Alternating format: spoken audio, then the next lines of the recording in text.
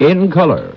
This is the CBS Evening News with Walter Cronkite and Eric Seberide in New York, David Shoemaker in Los Angeles, Terry Drinkwater in Los Angeles, Nelson Benton in Atlanta, and Frank Kearns over the eastern region of the Mediterranean Sea. Good evening. The polls are telling an incredible story tonight as Campaign 68 comes to an end. The race for the White House started as a runaway by Richard Nixon.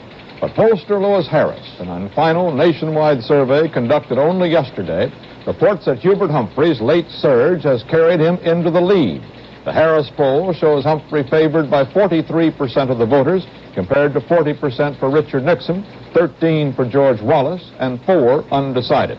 It should be noted that Humphrey's 3 percentage point lead falls within what professional pollsters regard as a normal margin of error, thus clouding the findings. But 2 highly regarded state polls confirm the Humphrey trend. The Detroit News said today its latest poll shows Humphrey will win Michigan's 21 electoral votes. The News increased Humphrey's lead to 9 percentage points. And in California, a state that had been regarded as one of Nixon's strongest, the Los Angeles Times poll today showed Humphrey only 1 point behind Nixon, with a crucial 9% undecided. Humphrey and Nixon themselves emphasized the importance of California's 40 electoral votes by closing their campaigns there. In one of his final statements, Humphrey spoke bluntly of Saigon's refusal to join the expanded peace talks in Paris. I trust that the government of South Vietnam will send its representatives to these discussions on Wednesday, overcoming any hesitation in carrying out its prior agreement. If the Saigon government fails to participate in these discussions in the near future, then I, for one, would favor making it clear to that government that we intend to proceed in the negotiations in any case. The foreign policy of the United States and the fate of young Americans in Vietnam should and will be determined by the President of the United States and not by any foreign government. That policy and those young Americans should not be placed at the mercy of domestic political considerations in another country. Like almost everything else in his campaign, Hubert Humphrey's last motorcade is now that Nixon has been stopped. Humphrey has been convinced for about a week. California is a kind of test case. Just a week ago, it was solid Nixon. A reliable state poll now calls it a toss-up.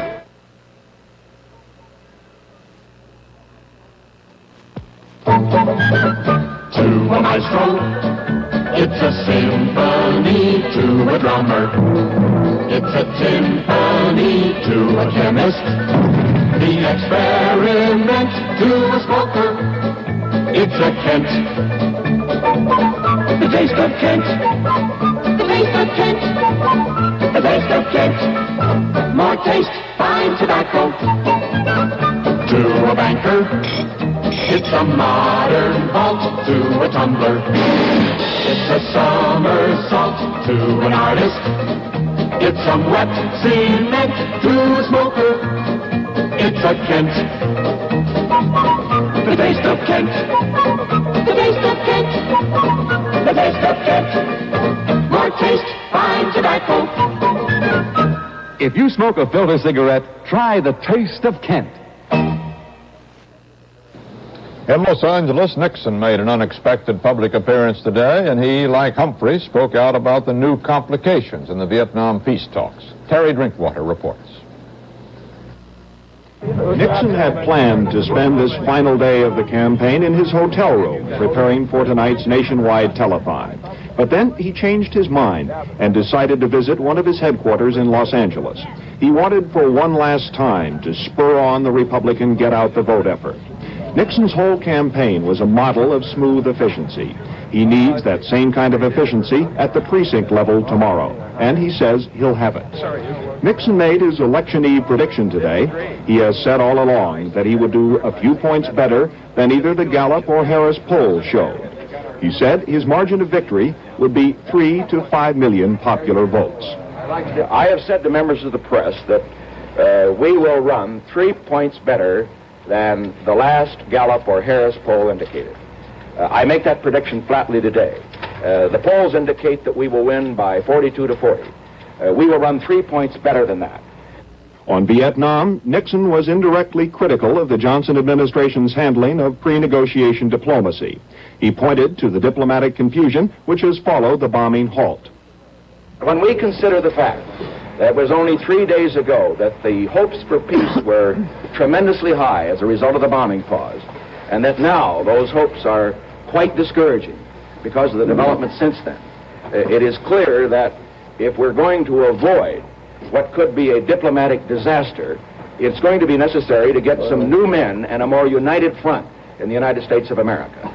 I will do everything that I can assure you, as the President-elect, with your help, to see to it that we can work with President Johnson and put together those fragile hopes of peace that now seem to be hopelessly apart. I believe it can be done.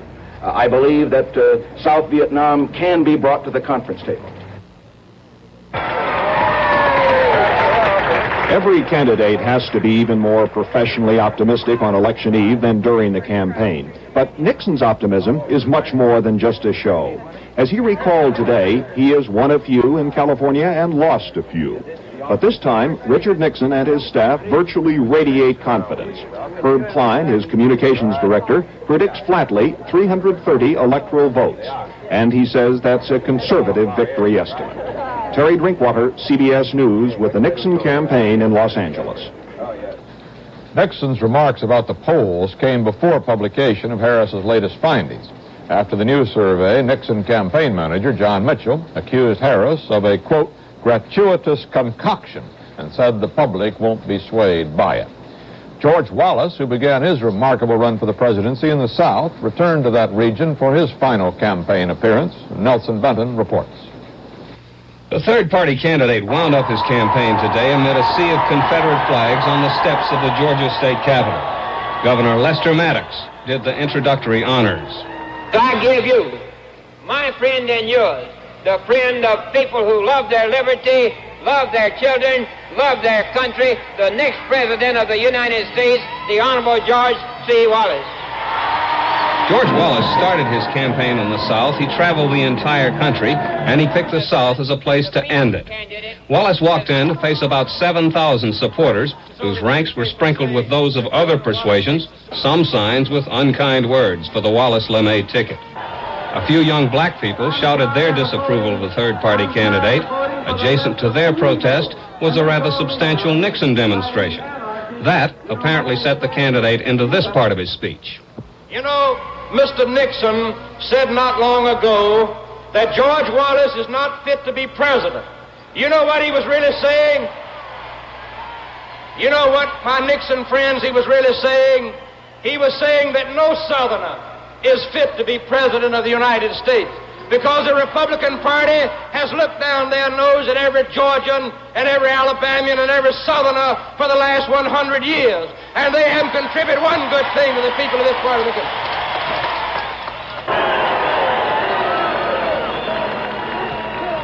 George Wallace likes to say that his movement is not a sectional one, but he underscored his Southern political heritage by winding up his campaign here on the steps of Georgia's Capitol. The debate over whether it is or is not a sectional one will be settled tomorrow, at least from a practical standpoint. But if the polls are any indication, George Wallace's movement from an electoral vote standpoint is still as Southern as grits and gravy. Nelson Benton, CBS News, Atlanta. At stake in tomorrow's election, in addition to the presidency, are 34 Senate seats, all 435 House seats, and 21 governorships. Some 70 to 75 million Americans are expected to cast their ballots. And the Weather Bureau says voting weather across the country should be good, sunny and cool most places, with nothing worse than occasional rain or showers.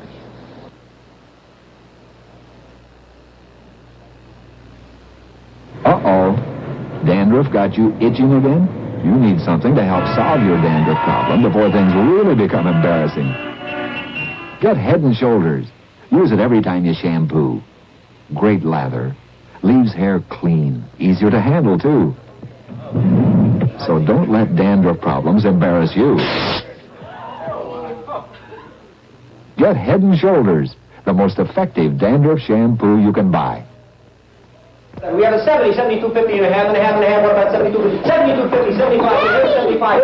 So, Lisa. I only had one cavity. Great. Hey, only one cavity? What's your secret? Well, she's... Mom changed to Crest. That's it. She brushed with Crest. All right, we have some... Sure Crest did it. Well, we tried a lot of toothpaste, but Crest, best she's done yet. Of the 5 leading toothpastes, only Crest has stannous fluoride to fight cavities. As this presidential campaign ends, we go now to national correspondent Eric Severide for some thoughts on the race. Eric? One of the strangest of American national election campaigns is now mercifully almost over. Not a single memorable speech as political literature has adorned it. No overriding national aspiration has emerged. It has reflected rather contradictory clusters of vague hopes and sharp resentments. No philosopher is saying of the American presidential election this year what the Englishman John Bright said in the 19th century, that the whole world offers no finer spectacle than this. It offers no higher dignity. This time the dignity resides, as always, in the basic capacity to transfer power without bloodshed, which so many societies cannot do. Not in this year's way of doing it. Whoever is elected president will have been chosen by a numerical minority of the people by present evidence. That is a familiar story. The last such was John Kennedy. In Truman's election, only half the eligible voters voted, and he received slightly less than half of those. So only a quarter of the full electorate chose him, yet he governed, and not so badly. Then the 2 candidates failed to excite great masses of people. Today this is true once again. But this time, in addition, some of the sit-outs will refuse to vote out of positive protest. And many of these are people who seem to think American politics should be a transaction in moral absolutes, which it never is. Were it so, power could probably not be transferred without bloodshed. Lord Russell once said that men hold the beliefs that suit their passions. It seems so this particular year. More of the poor, the surveys show, will vote for Humphrey than for Nixon, even though workers' take-home pay has been definitely affected by rising prices in recent months. More of the rich will vote for Nixon than for Humphrey, even though corporate profits and dividends have hit record levels under these 8 Democratic years, and Wall Street has been on a long-lasting joyride. Passions do seem more important than pocketbooks in this country. It might be argued, indeed, that it is the state of mind of the country that is in bad shape, not the state of the country, which cuts little ice as far as tomorrow's spectacle is concerned. In an election, realities have no life of their own. It is what people think the realities are that counts when those ballots are counted. Walter? A Viet Cong delegation arrived in Paris today for the expanded Vietnam talks. Its leader, the 41-year-old woman, Mrs. Nguyen Thi Binh, declared that the war will go on unless the Allies agree to communist terms for a settlement. There were hints by both the United States and North Vietnam today that Wednesday's session of the talks may be postponed because of the boycott by the Saigon government. Again today, South Vietnam's President Thieu said he is not going to send a negotiating team to Paris because of the presence of the Viet Cong. But Saigon sources said they do not expect Thieu to hold out indefinitely. Later in this broadcast, we'll report Saigon's version of the events that led to Thieu's present stand. In the war, there were again no major actions, but Allied units reported killing 200 Viet Cong in a series of small engagements across the country. American casualties were described as light.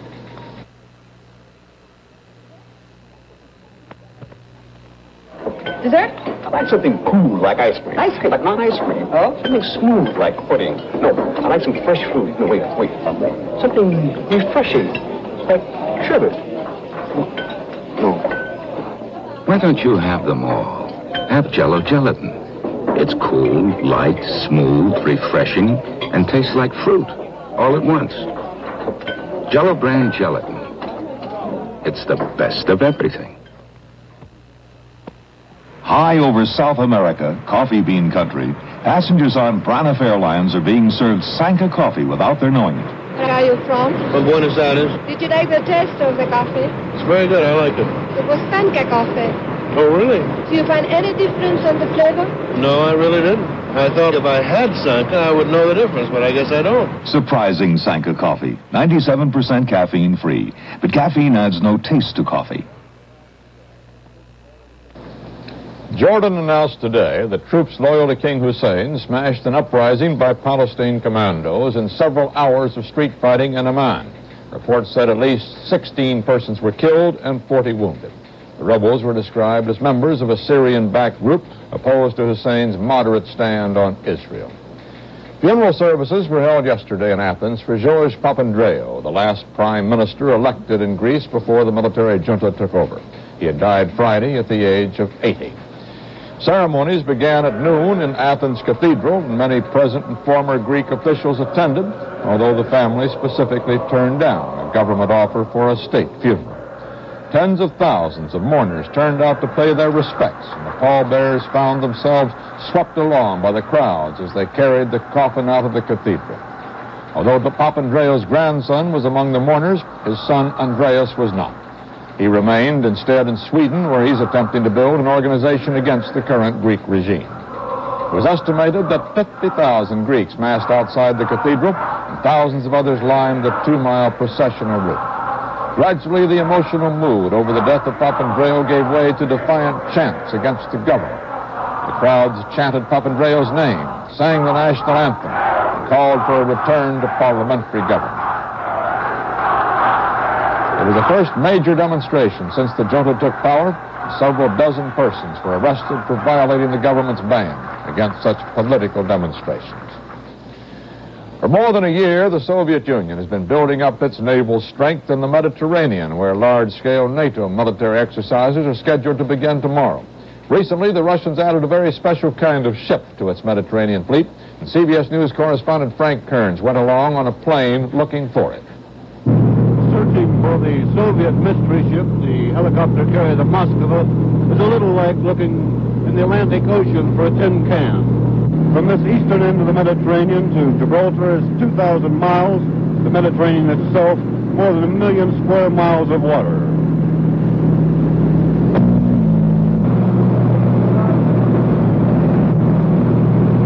Our escort, a P-2, a Lockheed Neptune, a maritime reconnaissance bomber. In the air over this vast sea, it's a constant companion, a welcome escort to our aging search plane. The hours drag by. 6 hours, 7 hours,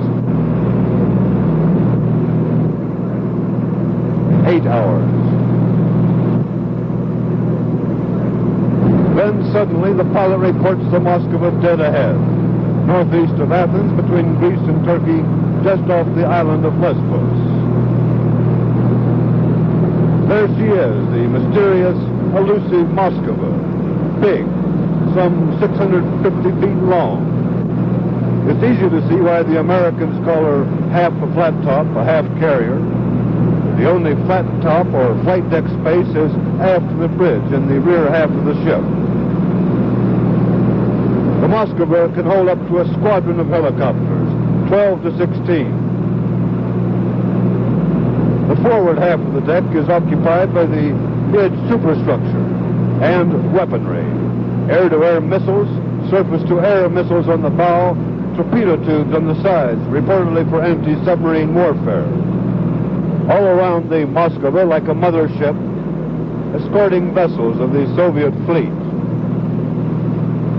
The Moskva doesn't come even close to closing the carrier gap. It doesn't even approach the power of a U.S. carrier. It can't take fixed-wing planes. But it does underline the continuing expansion of the Soviet fleet here in the Mediterranean. Frank Kearns, CBS News in the Eastern Mediterranean. A Houston to Miami jetliner with 65 persons on board was hijacked today after leaving New Orleans and forced to fly to Cuba. The plane landed safely at Havana, and witnesses described the hijacker as a Negro who said he was a black nationalist and who gave the Black Panther salute as he left the plane. It's expected the plane, its crew, and remaining passengers soon will be released. Officials of the Moore McCormick line said today that Captain Charles Reed of the liner Argentina, who disappeared last week during a Caribbean cruise, apparently committed suicide by jumping overboard. They made the statement after the ship docked in New York this morning. The death toll now is above 100 and may go much higher in floods and landslides in northern Italy. The greatest toll of death and destruction has occurred in the area around Turin, and serious flooding is reported in the canal city of Venice. Just 2 years ago, 113 persons died in floods in that same area. Prices closed mixed on the New York Stock Exchange today. Volume was of almost 11 million shares. The exchange index gained 2 cents. There are many ways of settling political differences besides having an election. In Argentina yesterday, a retired admiral and a newspaper editor tried to thrash out theirs with sabers. The editor, Yolevan Biglieri, seen here, had labeled former naval commander-in-chief Benigno Varela a traitor. In mid-1966, Varela had helped overthrow President Ilya, whom Biglieri supported. Even though dueling is illegal, the two men went at dawn and met at dawn on a private estate on the outskirts of Buenos Aires. The 2-minute rounds were broken by 3-minute rest periods, and the contest finally was halted, with Varela being declared the loser. Both men suffered minor injuries, and Biglieri later displayed his for newsmen. Tomorrow, in this country, many political wounds will be inflicted at the polls. Although bloodless, they'll hurt just as much.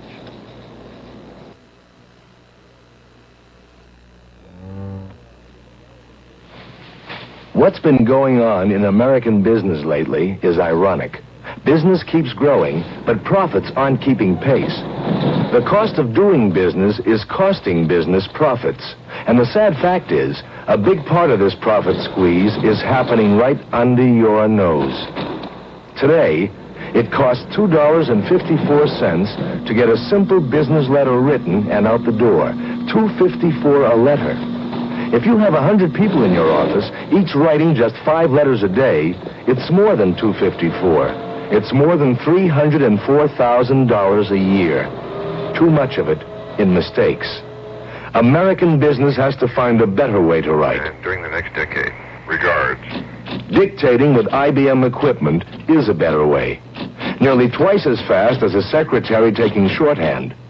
And with the IBM MTST automatically turning a secretary's rough draft into a page of final copy every 2 minutes, secretaries can get those thoughts out the door, revisions included, in just about half the time. And since these 2 pieces of IBM equipment have increased people's productivity by as much as 50%, what you can get is part of that $300,000 back.